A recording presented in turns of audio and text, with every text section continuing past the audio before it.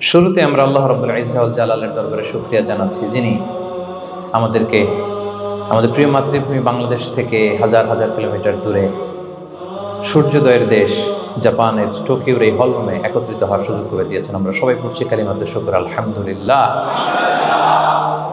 আল্লাহ তাআলার শুকরিয়া জ্ঞাপনের পাশাপাশি আপনারা যারা আজকের এই প্রোগ্রামে উপস্থিত হয়েছেন, আমি তাদের সবাইকে অন্তরের অন্তঃস্থল থেকে শুকরিয়া জানাই। আমি জানি যে আপনারা খুব ব্যস্ত, জাপানের সময়ের দাম অনেক বেশি, মানুষ অনেক পরিশ্রমী। এত ব্যস্ততা পেছনে রেখে আল কোরআনের দুর্বার আকর্ষণে কোরআন প্রেমী হয়ে কোরআনের কথা শুনবার জন্য, ইসলামের গাইডলাইনগুলো জানবার জন্য আপনারা সময় ব্যয় করে এসেছেন। আমি সবাইকে অন্তরের অন্তঃস্থল থেকে শুভেচ্ছা মোবারকবাদ জানাই।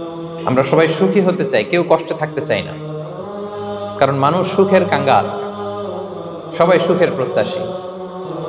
সুখে থাকা, শান্তিতে থাকা, ভালো থাকার ব্যাপারটা এটা মানুষের একটা সার্বজনীন লক্ষ্য বা উদ্দেশ্য। এক্ষেত্রে ধনী গরিব, রাজা প্রজা, ছোট বড়, নারী পুরুষ সবাই সমান। সবাই আমরা সুখী হতে চাই, শান্তিতে থাকতে চাই, কেউ কষ্টে থাকতে চাই না। যদিও আমাদের অনেক শিল্পীরা গান গান, আমি কষ্ট পেতে ভালোবাসি, তাই তোমার কাছে ছুটে আসি, বলে না? বলে না? গানে বলে, কিন্তু সেও জীবনে কষ্ট পেতে চায় না। কেউই কষ্ট পেতে চায় না। এটা গান মেলানোর জন্য বলেছে যে আমি কষ্ট পেতে ভালোবাসি। তো আসলেই কেউই কষ্টে থাকতে চায় না, সবাই আমরা সুখী হতে চাই। কি হতে চাই?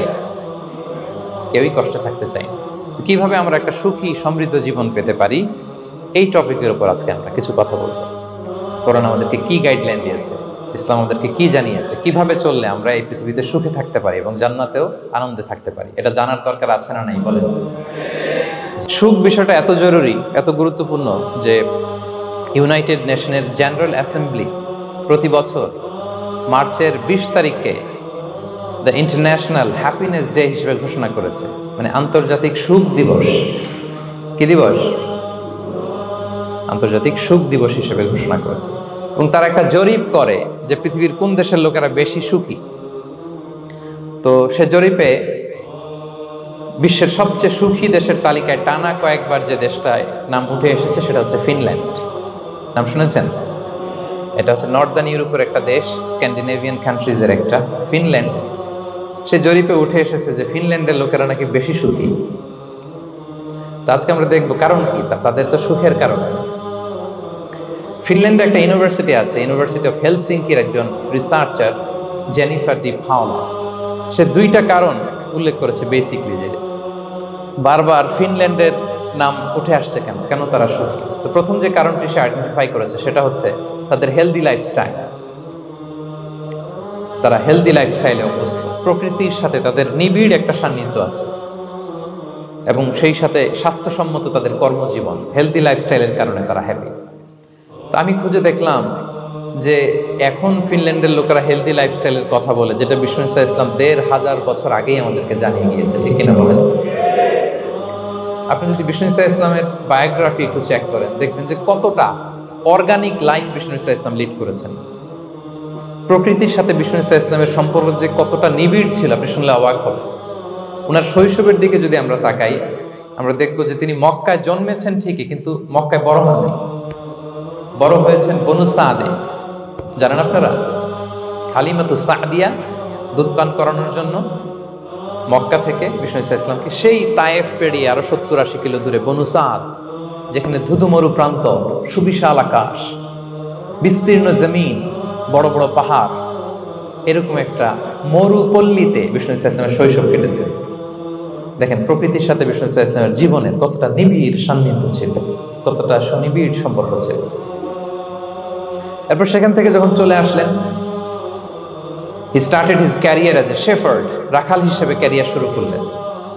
পাহাড়ি উপত্যকা মাড়িয়ে তিনি ছাগল চড়াতেন, মেষ চড়াতেন। পৃথিবীর সব নবীরা ছাগল চড়িয়েছেন। মরুভূমির রুক্ষ পরিবেশ মাড়িয়ে মরু ঝড় সাইমুনকে মোকাবেলা করে তিনি কাফেলা নিয়ে এদিক থেকে ওইদিকে যেতেন। 27টা যুদ্ধে সরাসরি নেতৃত্ব দিয়েছেন। আল্লাহু আকবার।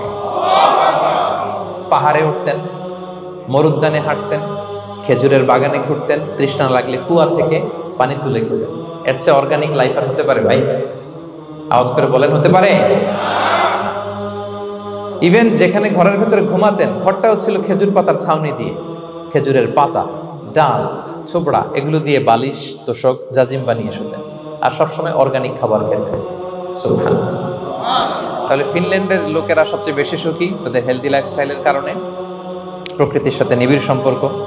কিন্তু বিষ্ণু ঈসা ইসলাম এই ঘটনা ঘটার ১৫০০ বছর আগেই জানিয়ে গিয়েছেন যে হেলদি লাইফস্টাইলের কোনো বিকল্প নেই। পুরো লাইফটাই ছিল ওনার হেলদি, অর্গানিক। সুবহানাল্লাহ। জেনিফার ডি পাওলা দ্বিতীয় যে কারণটি উল্লেখ করেছেন যে ফিনল্যান্ডের লোকেরা এত সুখী কেন, সে বলেছে যে তারা টেনশন ফ্রি লাইফস্টাইলে অভ্যস্ত, কোনো পরিস্থিতিতে উদ্বিগ্ন হতে চায় না, যে কোনো সিচুয়েশন ঠান্ডা মাথায় ডিল করে। বিষ্ণু ঈসা ইসলামের বায়োগ্রাফির দিকে তাকান, তিনিও তাই করেছেন সারা জীবন। সুবহানাল্লাহ। সাধ্যের সবটুকু বিষ্ণু ঈসা ইসলাম করতেন, সর্বোচ্চ চেষ্টাটুকুন করে চেষ্টা প্রচেষ্টা শেষে, কর্ম শেষে ফলাফলের জন্য তিনি আল্লাহর উপর নির্ভর করতেন। আর তাওয়াক্কুল আলাল্লাহ, উদ্বিগ্ন হতেন না, মাথা ঠান্ডা রেখে সিচুয়েশন ডিল করতেন। এর কারণ আমাদের জীবনে এমন অনেক কিছু ঘটে যায় যেটার উপর আমাদের কোনো হাত থাকে না, তো যেটার উপর আমার নিয়ন্ত্রণ নাই সেটা নিয়ে আমি উদ্বিগ্ন হয়ে লাভ আছে? কথা বলেন, উদ্বিগ্ন হয়ে লাভ আছে? জীবন আপনাকে অনেক কিছু দিবে, আবার কেড়ে নিবে। আল্লাহ এভাবেই পৃথিবীটাকে সাজিয়েছে। ইয়াউমুন লাকা ওয়া ইয়াউমুন আলাইকা, একদিন আপনার ভালো যাবে, আরেকদিন খারাপ যাবে। ওয়া তিলকাল আইয়ামু নুদাবিলুহা বাইনান নাস, আল্লাহ বলেন যুগটাকে আমি ঘুরিয়ে ফিরিয়ে মানুষের সামনে এভাবেই আনি। This is the routine work of this দুনিয়া। দুনিয়ার রুটিন ওয়ার্ক এইটা। আজকে ভালো, কালকেও যে ভালো যাবে এমন তো নয়, কালকে খারাপ যাবে। আজকে তার খারাপ যাচ্ছে, পরশুদিন আবার তার ভালো দিন যাবে, ঠিক কিনা বলেন? অন্য এক সূরায় আল্লাহ তাআলা বলেছেন ফাইন্না মাআল উসরি ইউসরা, নিশ্চয়ই কষ্টের সাথে আছে স্বস্তি। আজীবন মানুষ কষ্টে থাকে না, দুঃখের পরে থাকে সুখ। দুঃখের পরে কি থাকে? সুখ থাকে। তো এজন্য উদ্বিগ্ন হয়ে লাভ আছে বলেন না। আমরা আমাদের সর্বোচ্চ চেষ্টাটুকুন করব, তারপর ফলাফলের জন্য আমরা ভরসা রাখবো, নির্ভর করব একজন সত্তার উপর। আওয়াজ করে বলেন তো তিনি কে? আমরা ভরসা রাখবো। তাহলে ফিনল্যান্ডের লোকেরা এই যে হ্যাপি হয়ে খুব বেশি খুশি, এত বেশি খুশি হওয়ার কিছু নাই। এগুলো আগে থেকে আমরা জানি, কি বলেন? জানি না আমরা? জাস্ট একটু প্র্যাকটিস করে নিজের জীবনের সাথে মানিয়ে নিতে হবে। সম্মানিত সুধী, আপনি যদি কোরআনকে জিজ্ঞেস করেন যে what is the Quranic formula of happy life, সুখে শান্তিতে থাকার জন্য কোরআনিক ফর্মুলাটা কি, কিভাবে আমরা সুখী সমৃদ্ধ জীবন পেতে পারি, কোরআন আপনাকে দুইটা জিনিসের কথা বলে। নাম্বার 1 হচ্ছে ফেইথ, নাম্বার 2 হচ্ছে গুড ডিড। আই রিপিট, আমি আবারও বলছি, নাম্বার 1 ফেইথ, বিশ্বাস, আল্লাহর উপর অগাধ বিশ্বাস এবং আস্থা। 2 নম্বর হচ্ছে গুড ডিড, মানে সৎকর্ম, নেক আমল। যার মধ্যে দুইটা থাকবে তাকে সুখী সমৃদ্ধ জীবন দান করবে কে? Faith and good deed, you will be happy in your life, for the sure I am telling you. এই দুইটা যদি এনশিওর করতে পারেন, আপনাকে সুখী সমৃদ্ধ জীবন দিবে কে? এবং এই আয়াতটি দিয়েই, হ্যাপি হওয়ার কোরআনিক ফর্মুলা দিয়ে আমি আজকের আলোচনা শুরু করেছি। আল্লাহ তাআলা সূরা নাহলের 97 নম্বর আয়াতে বলছেন, মান আমিলা সালিহাম মিন যাকারিন আও উনসা ওয়া হুয়া মুমিন ফালানুহইয়ান্নাহু হায়াতান তাইয়্যিবা ওয়া লানাজজিয়ান্নাহুম আজরাহুম বিআহসানি মা কানু ইয়ামালুন। বিশ্বাসী নারী কিংবা পুরুষ তারা যদি সৎকর্ম করে, তাদেরকে আমি সুখী সমৃদ্ধ জীবন দান করব। আল্লাহর কথায় কোনো ফাঁকফোকর থাকে না, আল্লাহর কথায়, নবীর কথায় ফাঁকফোকর থাকে না। আল্লাহ তাআলা বলছেন বিশ্বাসী নারী কিংবা পুরুষ তারা যদি নেক কাজ করে, সৎকর্ম সম্পাদন করে, তাহলে তাদেরকে আমি সুখী সমৃদ্ধ জীবন দান করব। তবে একটা জিনিস আমাদের মাথায় রাখতে হবে আলোচনা শুরুতেই, সেটা হচ্ছে এই যে হ্যাপিনেস বা সুখ, এই পৃথিবীতে যে সুখ, happiness in this worldly life, in this দুনিয়া ইজ ইমপারমানেন্ট, ইটস টেম্পোরারি। পৃথিবীর সুখটা এটা পার্মানেন্ট না, এটা অস্থায়ী, টেম্পোরারি। পার্মানেন্ট সুখ দেয়া হবে জান্নাতে। আওয়াজ করে বলেন কোথায়? জান্নাতের সুখের মধ্যে কোনো গ্যাপ নাই, ইন্টারাপশন নাই। কিন্তু পৃথিবীর সুখ শান্তির মধ্যে এটা বারবার ইন্টারাপ্টেড হবে, হ্যাঁ, ইন্টারাপ্টেড। আর জান্নাতের সুখ হচ্ছে আনইন্টারাপ্টেড। সুবহানাল্লাহ। যেমন পৃথিবীতে আপনি সুখে আছেন, আপনার সুখকে কি ইন্টারাপ্ট করে? অসুস্থতা। খুব সুখে আছেন, শান্তিতে আছেন, হঠাৎ অসুস্থতা চলে আসে, তার মানে ইন্টারাপশন হয়েছে না? বলেন, হঠাৎ কিডনি ফেলিওর করলো, হার্ট অ্যাটাক, ক্যান্সার, স্টেজ 3-তে চলে গেছে, 4-এ চলে গেছে, তাহলে হ্যাপিনেসটা আর থাকলো না, এটা টেম্পোরারি। দুনিয়ার সুখকে ইন্টারাপ্ট করে বার্ধক্য। খুব সুখে শান্তিতে জীবন কাটাচ্ছিলেন, কিন্তু বয়স হয়ে গেছে 80, এখন আর সেই সুখ আছে? কথা বলে না কেন? সেই স্বাদ আল্লাহ দান নাই, সেই সুখের ছোঁয়া পরশান নাই। তাহলে দুনিয়ার সুখ টেম্পোরারি, অসুস্থতা এসে সুখ কেড়ে নেয়, বার্ধক্য এসে সুখ কেড়ে নেয়, আর সবচেয়ে বড় যে ব্যাপারটা এসে সুখের ইতি ঘটায় সেটা হচ্ছে মৃত্যু। সেটা কি? সুখে শান্তিতে জীবনযাপন করতেছেন, হঠাৎ সবকিছু চমকে দিয়ে আপনাকে একেবারে থমকে দিয়ে মৃত্যুর আগমন ঘটে যায়, তাই না? ওয়ালিকুল্লি উম্মাতিন আজাল ফাইদা জাআ আজালুহা লা ইস্তাখিরুনা সাআতান ওয়া লা ইস্তাকদিমুন। একেবারে ফিক্সড করা, সিলেক্ট করা কখন আপনি মরবেন। এই মৃত্যুর সময়টা আপনার ফিক্সড টাইমের 1 সেকেন্ড আগেও আসবে না, পরেও আসবে না। তাহলে দুনিয়ার সুখ এটা কি চিরস্থায়ী না ক্ষণস্থায়ী? টেম্পোরারি না পার্মানেন্ট? টেম্পোরারি। এই লাইফটা, দুনিয়ার হ্যাপিনেসটা এটা টেম্পোরারি, এটা খেয়াল রাখতে হবে। চির সুখ, চির শান্তি, আনইন্টারাপ্টেড হ্যাপিনেস আপনি পাবেন জান্নাতে। আল্লাহ তাআলা বলছেন, ওয়া আম্মাল্লাযীনা সুঈদু ফাফিল জান্নাতি খালিদিনা ফিহা মা দামাতিস সামাওয়াতু ওয়াল আরদু ইল্লা মা শাআ রাব্বুক আতাআন গায়রা মাজদুদ। সুবহানাল্লাহ। জান্নাতের নিয়ামত সুখ হবে, এটাকে আল্লাহ নাম দিয়েছেন আতা, গায়রা মাজজুজ, এন্ড আনইন্টারাপ্টেড গিভিং। ওই যে সুখ পাবেন আপনি, আর কোনো ইন্টারাপশন হবে না। সুখ আর সুখ, শান্তি আর শান্তি। It's a gift without an end. এটার কোনো এন্ডিং নাই, শুরু আছে শেষ নাই। সুবহানাল্লাহ পড়েন। And it will be an award never to be taken away. একবার যে দেয়া হবে আর ছিনিয়ে না, একবার যে এন্ট্রি পাবেন আর জান্নাত থেকে বের হওয়া লাগবে না। তাহলে সুখ শান্তি আমরা কিভাবে পাবো এটা জানার আগে এই কথাটা আমাদেরকে মাথায় আগে ঢুকিয়ে নিতে হবে যে দুনিয়ার জীবনটা, এখানে সুখ শান্তি ক্ষণস্থায়ী। চির সুখ চির শান্তির জায়গা হচ্ছে জান্নাত। জান্নাতে অসুস্থতা নাই, আছে? সবাই বলেন জান্নাতে অসুস্থ হবেন? জান্নাতে বার্ধক্য নাই, বুড়ো হবেন না। হ্যাঁ, বিষ্ণু ইসলাম বলেছেন জান্নাতে যারা ঢুকবে তারা হবে আবনাউ সালাসিন ওয়া সালাসিন, 33 বছরের তাগড়া যুবক হয়ে ঢুকবেন, চির যুবক চির যৌবনা। আহলুল জান্নাতে জুরদা ওয়া মুরদা ওয়া আবনাউ সালাসিন ওয়া সালাসিন, শুভ্রদেহী, সুন্দর, ছুটাম, স্মার্ট, ড্যাশিং ফেসের হবে। বয়স বাড়বে, অসুস্থতা স্পর্শ করবে না, আর মৃত্যুই থাকবে না সেখানে। কি বলেন, থাকবে? ইউতাল মাউতু বিকাবশিন আমলাহ, সাদা একটা বকরির আকৃতিতে মৃত্যুকে আনা হবে। ফায়ুযবাহুল মাউত, মৃত্যুকে সেদিন মৃত্যু দেয়া হবে। মৃত্যুকে জবাই করে বলা হবে, ইয়া আহলাল জান্নাতি খুলুদুন ফালা মাউত, হে জান্নাতবাসীরা নো টেনশন, এনজয়। সুবহানাল্লাহ করবেন না? সেই জান্নাতে যেতে আমরা চাই কি চাই না? সবাই চাই তো? আমরা এই ওটা এপিক সিভিক হলে যেমনি একত্রিত হলাম, আল্লাহর জান্নাতেও যেন আমরা একত্রিত হতে পারি। আল্লাহ তৌফিক দান করুন। আমিন। আল্লাহুম্মা আমিন ইয়া রাব্বাল আলামিন। প্রিয় সুধী, তাহলে কোন টপিকে আমরা এগোচ্ছি আপনারা বুঝতে পারছেন তো না? পারছেন? আল্লাহ বলেন ফালানুহিয়ান্নাহু হায়াতান তাইয়্যিবা, ইসলামের গাইডলাইন মেনে চললে আমি তোমাদেরকে হায়াতে তাইয়্যিবা দিব। এই শব্দটা আপনারা প্রায় শুনেছেন না? আমরা বলি না যে আমার জন্য দোয়া করবেন, আল্লাহ যেন আমাকে হায়াতে তাইয়্যিবা দেন, বলি কিনা?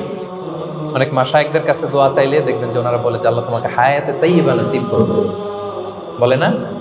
এটা কি বলে? সুখী সমৃদ্ধ জীবন। আল্লাহ তাআলা আমাদের সবাইকে হায়াতে তাইয়্যিবা নসিব করুন। তো কি করে আমরা এই হায়াতে তাইয়্যিবা পেতে পারি? কার্যকর উপাদানগুলোর মধ্যে প্রথম যে উপাদানটা আমি শেয়ার করতে চাই বা ফ্যাক্টরটা শেয়ার করতে চাই সেটা হচ্ছে লাইফকে কখনো জটিল করবেন না। Make it simple, you will be happy. লাইফকে কি করবেন না? জটিল। অনেকে দেখবেন যে সহজ রাস্তাটা চিন না, খালি পেঁচায়, খালি জটিল করে। ওমা জাআলা আলাইকুম ফিদ-দীনি মিন হারাজ, আল্লাহ দিনের মধ্যে কোনো কাঠিন্যতা রাখেনি, জটিলতা রাখেনি, সহজ। দিন পালন কঠিন না সহজ? বলেন তো, সবাই বলবেন কঠিন না সহজ? দাঁড়িয়ে নামাজ পড়া ফরজ, কিন্তু দাঁড়াতে পারেন না। বসে পড়লে কবুল করবে কে? বসতেও পারেন না। শুয়ে পড়লে কবুল করবে কে? শুতেও পারেন না, ইশারায় পড়বেন, কবুল করবে কে? অজু করে নামাজ পড়া ফরজ, পানি নাই, তায়াম্মুম করে নামাজ পড়লে কবুল করবে কে? তাহলে ইসলাম কি কঠিন না সহজ? Make your life simple, you'll be happy. প্রথম সিক্রেট শেয়ার করলাম, লাইফটাকে জটিল বানাবেন না। অল্প কয়েকদিনের দুনিয়া, এমনিই কেটে যাবে এটা। ওই দিকে যেন না ঠকি, ওইটা খেয়াল রাখবে। ওইখানে ঠকলে সব শেষ, আমও শেষ, সালাও শেষ। ওইখানে যেন ঠকে না যায়, এটা খেয়াল রাখতে হবে। তাহলে প্রথম ফ্যাক্টর হচ্ছে সুখী সমৃদ্ধ জীবনের, will make our life simple. Simplicity is the key to happiness. আপনি লাইফটাকে সিম্পল করবেন, আপনি হ্যাপি হবেন। রাসূল সাল্লাল্লাহু আলাইহি ওয়াসাল্লামের জীবনের দিকে যদি তাকান, দেখবেন তিনি তাই করেছেন। সুবহানাল্লাহ। সহিহ মুসলিমের একটা হাদিস শোনাই আপনাদেরকে। আম্মা জান আয়েশা রাদিয়াল্লাহু তাআলা আনহা বর্ণনা করেন। তিনি বলেন, যাতা ইয়াউমিন জাআ রাসূলুল্লাহ সাল্লাল্লাহু আলাইহি ওয়াসাল্লাম, একদিন সকালবেলা রাসূল সাল্লাল্লাহু আলাইহি ওয়াসাল্লাম আমার বাসায় আসলেন। এসে বললেন, ইয়া আয়েশা, হে আয়েশা, হাল ইনদাকুম শাই। ফজর নামাজ পড়ে এসে বলতেছে, আয়েশা, ব্রেকফাস্ট করার মতো ঘরে কিছু আছে? খাওয়ার মতো কি কিছু আছে? আম্মা জান আয়েশা বলেন, ক্বালাত মা ইনদানা শাই, ঘরে কিছু নাই ইয়া রাসূল, কিছুই নাই খাওয়ার মতো। রাসূল সাল্লাল্লাহু আলাইহি ওয়াসাল্লাম বললেন, ফা ইন্নী সাইম, ঠিক আছে, কিছু যখন নাই তাহলে আমি রোজার নিয়ত করে ফেলব। কিসের নিয়ত? রোজার নিয়ত করে ফেললাম। কঠিন না সহজ? হ্যাঁ, what an easy going personality you see. এর চেয়ে সহজ সরল আর পলিসি হইতে পারে? আয়েশা, ফজর নামাজ পড়ে আসছি, ব্রেকফাস্ট করার মতো কিছু আছে ঘরে? ইয়া রাসূলুল্লাহ, কিছু নাই। নাই, ঠিক আছে, আম ফাস্টিং, যাও আমি রোজা রাখলাম, রোজার নিয়ত করলাম। কত ইজি গোয়িং, কত সিম্পল বানিয়েছেন লাইফটা। আচ্ছা, আমরা হলে কি করতাম? একটু মিলাই নিজের সাথে। সাধারণত আমরা যেটা করতাম, আমরা অনেকে রেগে যেতাম। প্রিয় ভাইরা, ঘরে কিছু নাই মানে তুমি আগে জানাবা না আমাকে? হ্যাঁ, গত রাতে বললে তো কিছু নিয়ে আসতে পারতাম। সাধারণত এইভাবেই তো রিয়েক্ট করি আমরা, কি বলেন, ঠিক কিনা? আগে জানাবা না, কেন আগে বলো নাই? রেগে যেতাম। অথবা বলতাম, আচ্ছা ঠিক আছে, এখন যে একটা কিছু ব্যবস্থা করি, দেখি কিছু পাওয়া যায় কিনা। এরকম অনেক ওয়ে খুঁজতাম। কিন্তু রাসূল সাল্লাল্লাহু আলাইহি ওয়াসাল্লাম এই কোনো অপশন না নিয়ে বললেন, okay, there is no food for breakfast, I am gonna fast, ফা ইন্নী সাইম। ঠিক আছে, খাবার যখন নাই আমি রোজাই রেখে দিলাম। সুবহানাল্লাহ। এভাবে তিনি তার লাইফ লিড করেছেন। Make your life simple, you'll be happy. জটিল না করে সহজ করুন, আপনি হ্যাপি হবেন। রাসূল সাল্লাল্লাহু আলাইহি ওয়াসাল্লামের লাইফস্টাইল ছিল very simple, so simple yet so special. আমরা যেন এভাবে সিম্পলি সলিউশনের দিকে যাই। প্রিয় ভাইরা, জীবন কখনো সহজ নয়, জীবন কখনো সহজ নয়। জীবনকে সহজ বানিয়ে নিতে হয়, কখনো দোয়া করে, কখনো আল্লাহর উপর ভরসা করে, কখনো ইগনোর করে, কখনো কখনো মানিয়ে নিয়ে, স্যাক্রিফাইস করে, অ্যাডজাস্ট করে। ঠিক কিনা বলেন?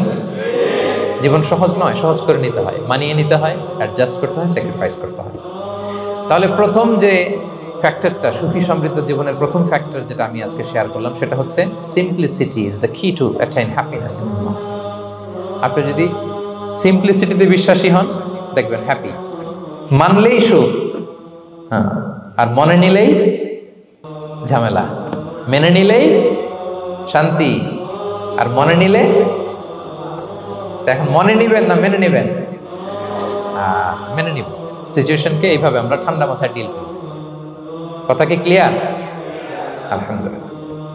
2 নাম্বার, সুখী সমৃদ্ধ লাইফের আরেকটা হ্যাকস হচ্ছে টু ফরগিভ আদার্স। অন্যকে ক্ষমা করা। If you forgive others, you will be happy. ক্ষমা করলে আপনি সুখী হবেন। অনেকে আছে ক্ষমা করতে চায় না,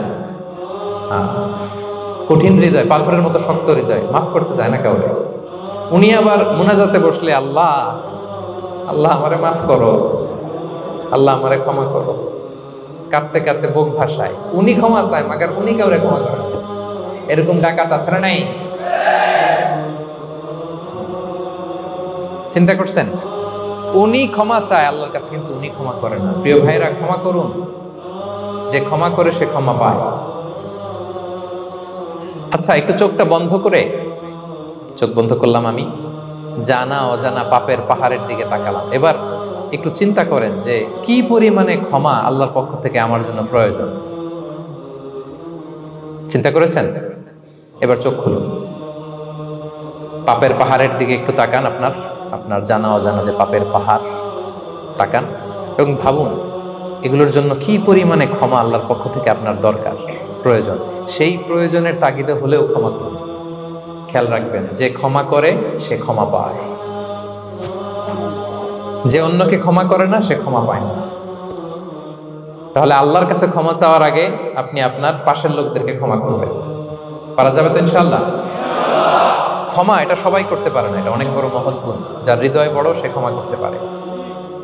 আপনি যদি ক্ষমা না করে কারো ব্যাপারে হিংসা, বিদ্বেষ, ক্ষোভ, হিংসা অন্তরে পুষে রাখেন, এটা ওর কোনো লস নাই, লস আপনার। It will burn yourself inside, আপনারে জ্বালিয়ে দিবে। আপনি কারো ব্যাপারে ক্ষোভ রাখছেন, ক্ষোভে গদগদ, রেগে অস্থির, হিংসা, ওর কিছুই হচ্ছে না, হচ্ছে কার? আমার। আপনাকে জ্বালিয়ে পুড়ে শেষ করে দিবে। ওর দিকে তাকানোর দরকার নেই। আপনার নিজের সুখের জন্য আপনি অন্যদেরকে ক্ষমা করুন। তাহলে দেখবেন যদি ক্ষমা করে দেন, একটা মনোদৈহিক প্রশান্তি আপনি লাভ করবেন, একটা সুখানুভূতি আপনি পাবেন। ক্ষমা করে দেন, রাগ, ক্ষোভ, হিংসাকে না বলুন, মনটাকে নির্ভার রাখুন, উইল বি হ্যাপি। কথা বুঝতে পেরেছেন? এবার চমৎকার একটা হাদিস শোনাবো, যা বলবো তার পক্ষে হাদিস শোনাবো। মুসনাদে আহমদ ইবনে হাম্বলের একটা হাদিস। বিষ্ণু ঈসা ইসলাম সাহাবাদেরকে নিয়ে একটা মজলিসে বসা, হঠাৎ করে তিনি বললেন, ইয়াতলুউ আলাইকুমুল আনা রাজুলুন মিন আহলিল জান্নাহ। ঠিক এখনই একজন এসে এই মজলিসে তোমাদের মধ্যে বসবে, সে জান্নাতি। সে কি? এটা শোনার পরে তো সব সাহাবারা নড়ে চড়ে বসলো, ফিরে রাসূল সাল্লাল্লাহু আলাইহি ওয়াসাল্লাম একজনকে জান্নাতের অ্যানাউন্সমেন্ট দিচ্ছে, কে সে, কি তার আমল? তো দেখা গেল এক আনসারি সাহাবা প্রবেশ করেছে, তার জুতা দুইটাকে বগল দাবা করে, কিন্তু কেউ তারে চিনে না। তারা যে এক্সপেকটেশন করছিল যে খুব আল্লাহওয়ালা এমন কেউ আসবে, না, সাধারণ, চিনে না কেউ থেকে। সবাই অবাক হয়ে যে কি তার আমল, রাসূল সাল্লাল্লাহু আলাইহি ওয়াসাল্লাম তাকে জান্নাতি বলে ঘোষণা দিয়েছে। কিছুদিন পরে আবারও আরেক মজলিসে রাসূল সাল্লাল্লাহু আলাইহি ওয়াসাল্লাম বললেন, ইয়াতলুউ আলাইকুমুল আনা রাজুলুন মিন আহলিল জান্নাহ। এখন একজন লোক আসবে, সে জান্নাতি। সবাই আবার নড়ে চড়ে বসলো, খেয়াল করলো, দেখি কে আসে, দেখি কে আসে। দেখলো আবার সেই আনসারি সাহাবী আসলো। সবাই তো অবাক।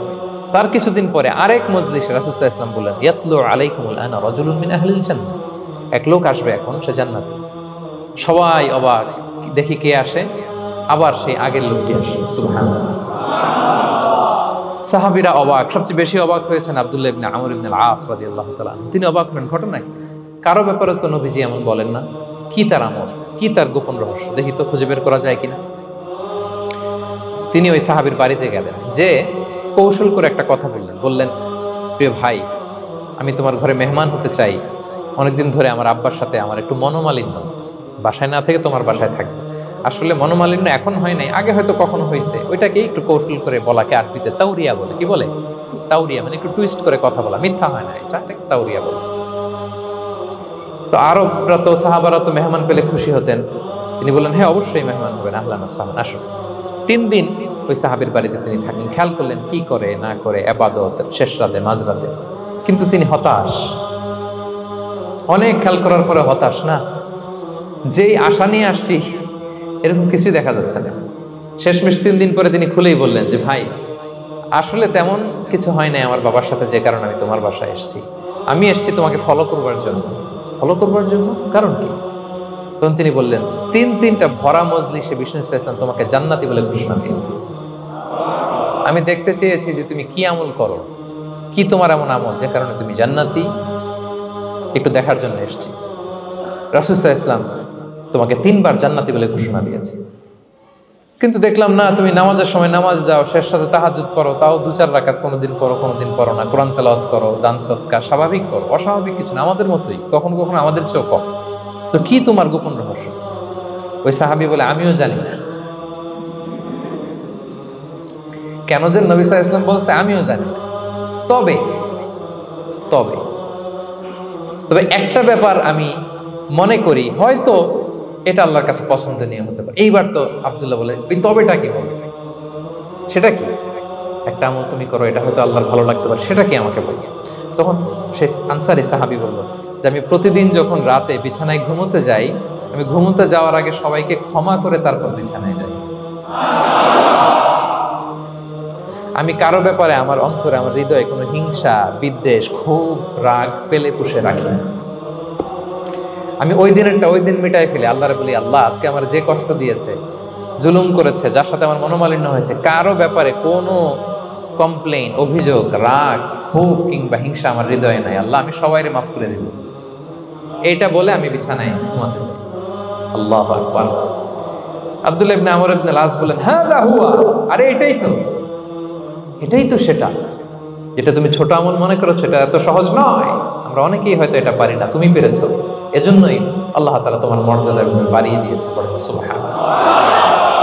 প্রিয় ভাইরা, যে ক্ষমা করে তার মর্যাদা বাড়িয়ে দেয় কে? এখন থেকে কি করবেন? অন্তরে ক্ষমা, রাগ, ক্ষোভ এগুলো পুষে রাখবেন। কি করবেন? পারবেন? পারবেন? আমরা এখন থেকে ঘুমোতে যাওয়ার আগে ক্ষমা করে দিব। আপনি যদি ক্ষমা করতে পারেন, অনেকে পারে না, না পারলে সে কষ্ট পায়, তার মধ্যে কষ্ট কাজ করে। আপনি যদি কষ্টটারে হালকা করতে চান, আপনি ক্ষমা করে দিবেন। রাসূল সাল্লাল্লাহু আলাইহি ওয়াসাল্লাম মক্কা বিজয়ের পরে সাধারণ ক্ষমার ঘোষণা দিলেন। 3-4 জনকে তিনি এক্সিকিউশন করলেন, শাস্তি দিলেন। তারপরে তিনি সাধারণ ক্ষমা, যে তাকে মেরেছে, বাড়ি হারা করেছে, ঘর হারা করেছে, নামাজ পড়ার সময় ওটার নারী ভুঁড়ি চাপিয়ে দিয়েছে, ফাঁস লাগিয়েছে গলায়, সবাইকে গণ ক্ষমা। তিনি বলেছেন, লা তাসরিবা আলাইকুমুল ইয়াউম ইযহাবু ফাআনতুমুত তুলাকা। সে কোনো প্রতিশোধ নাই, সবাইকে আমি ক্ষমা করে দিলাম। তাহলে যদি আপনি হ্যাপি থাকতে চান, আপনি যদি মনোদৈহিক প্রশান্তি চান, ঘুমোতে যাওয়ার আগে আমরা কারো ব্যাপারে রাগ, খুব হিংসা রাখবো না। হিংসা এমন ভয়ঙ্কর, এটা আপনারা জ্বালায় ফেলবে ভিতর থেকে। It will burn yourself inside. তাহলে আমরা ক্ষমা করব। কি করব? তাহলে আমরা হ্যাপি হব। তাহলে কয়টা ফ্যাক্টর বললাম? 1 নম্বরে কি ছিল? Simplicity, make your life simple, you will be happy, right? 2 number ক্ষমা, আমরা ক্ষমা করে দিব, ক্ষমাশীল হব। কারণ আমারও তো ক্ষমার দরকার আছে, কি বলেন? আমি গোদ ধরে থাকলাম, আমি মাফ করি না, কিন্তু আমি আবার মাফ চাই, এরকম করা যাবে না। ক্ষমা করব, তাহলে আমরা ক্ষমা পাবো ইনশাআল্লাহ। সুখী সমৃদ্ধ জীবনের 3 নাম্বার ফ্যাক্টর হচ্ছে try to make others happy, you will be happy. আপনি অন্যকে হ্যাপি রাখার চেষ্টা করেন, দেখবেন যে আপনি হ্যাপি হয়ে গেছেন। আমরা সবাই নিজেকে নিয়ে ব্যস্ত, আমার আমার আমার বলতে বলতে অস্থির, আর স্বস্তি আসে না হৃদয়ে, চিত্তে শান্তি নাই, অস্থির। কারণ আমি আমার এগুলো বললেই অশান্তি হয়। আর যদি আমাদের, আমরা সবাই এইভাবে প্ল্যান করলে সুখ শান্তি ঢেলে দেয় কে? 3 নাম্বার হচ্ছে try to make others happy, will be happy. অন্যরে হ্যাপি বানাতে চান, আল্লাহ আপনারে হ্যাপি বানায় দিবে।